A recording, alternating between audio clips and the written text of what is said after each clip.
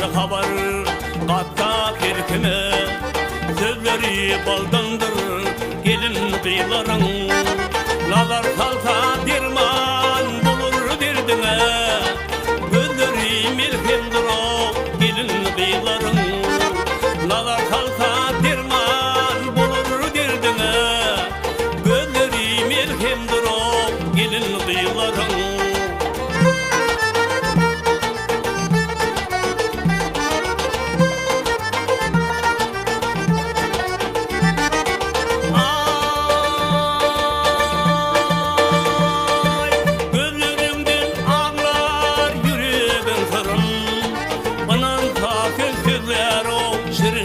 Şirin kalbinde kan bulsa kaldırmaz orun Burşi güldendir o gelin kıyıların Burşi güldendir o gelin kıyıların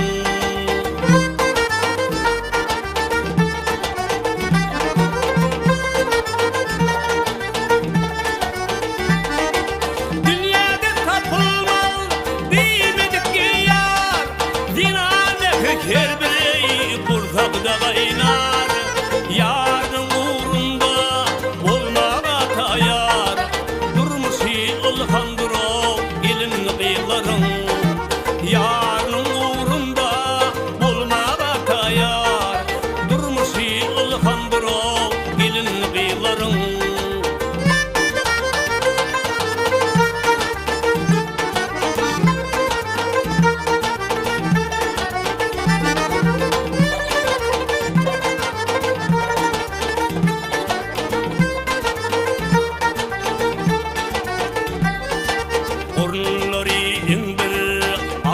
Zaydır, bağları parlaktır, yüzünden aydın, nehirden hurmattan, filan firpaydan, ayları buldundur o gelin kıyıların, nehirden hurmattan, filan firpaydan.